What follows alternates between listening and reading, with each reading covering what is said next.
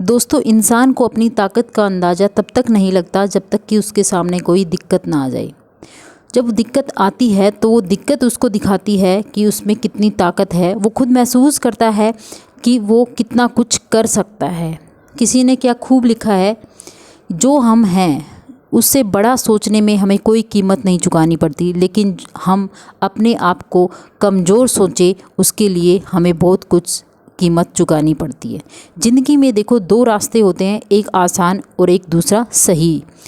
आसान रास्ते कभी भी सही नहीं होते हैं और सही रास्ते कभी भी आसान नहीं होते हैं। ये हम सबको पता है कि सही फैसला क्या है, हमें क्या करना चाहिए, लेकिन हम उन चीज़ों से दूर भागते हैं और हम उस चीज़ को फॉलो नहीं करते हैं। ठीक है।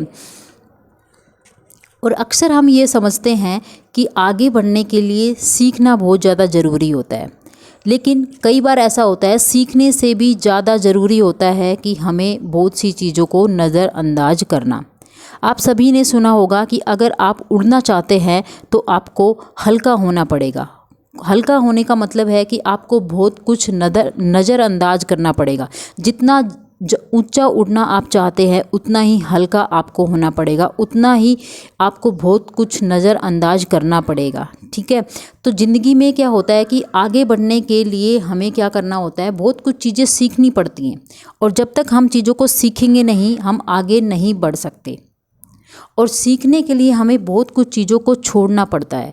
अब छोड़ने का मतलब यहाँ पे है कि आप को बहुत कुछ ऐसी आदतें होती हैं आपको, जैसे कि हमारा सबसे बड़ा जो दुश्मन है वो है आलस। ये आलस एक ऐसी चीज़ होती है जो हमें आगे बढ़ने से रोकती है, और मैं कहूँगी कि सबसे बड़ा दुश्मन हमारा आलस ही होता है, जो हमें आगे बढ़ने से रोकता है। तो आगे बढ़ने के लिए सबसे ज़रूरी चीज़ है कि हमें बहुत सी चीज़ों को पीछे छोड़ना पड़ेगा, हमें हल्का होना पड़ेगा, और हल्का होंगे हम तभी हम ऊंचाइयों को छू सकते हैं। जितना ज़्यादा ऊंचाइयों को छूना चाहते हैं उतना ही हल्का होना पड़ेगा, उतनी ही चीज़ों को हमें नज़रअंदाज भी करना पड़ेगा, क्योंकि हम बहुत सी चीज़ों को, सब चीज़ों को ही हम इम्पोर्टेंस नहीं दे सकते हैं। हमें अपने अंदाज में, हमें कुछ चीज़ों ऐसी होती हैं, हमें चीज़ों को प्रायोरिटीज़ भी देनी पड़ेंगी कि हमारे लिए क्या इस टाइम पे बहुत ज़्यादा ज़रूरी है और क्या ज़रूरी नहीं है। कहने का मतलब इन शॉर्ट ये है कि आपको बहुत कुछ नज़रअंदाज करना पड़ेगा अगर आप ऊंचाई को पहुंचना चाहते हो तो।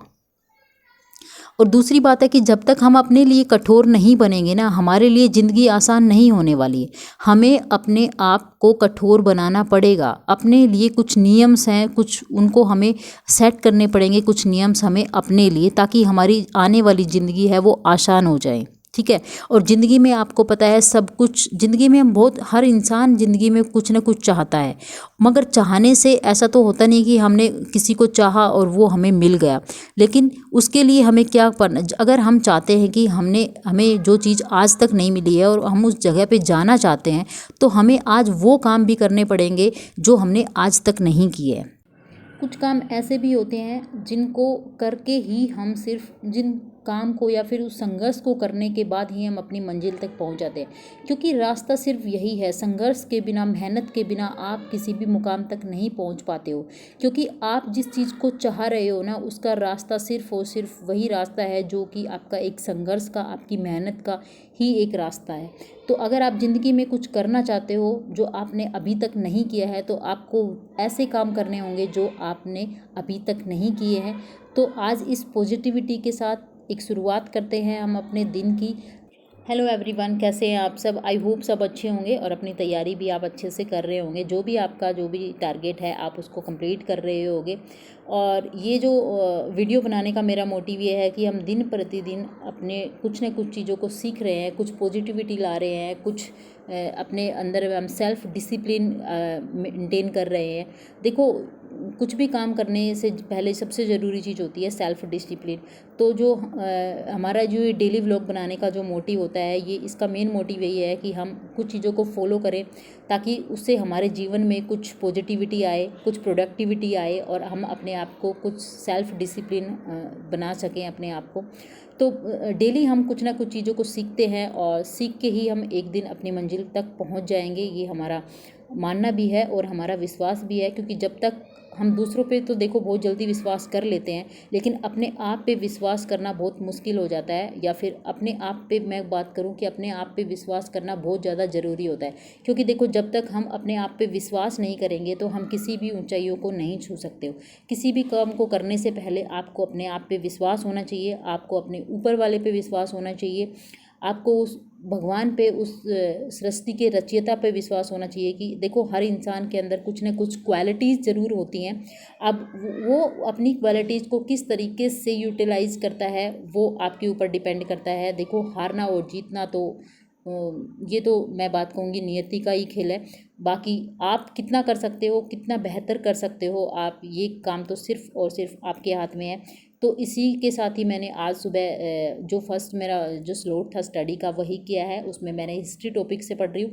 उसका जो प्रजामंडल आंदोलन वाला जो टॉपिक था वही मैं कंप्लीट करने की कोशिश कर रही हूँ, लेकिन अभी भी वो कंप्लीट नहीं हो पा रहा है।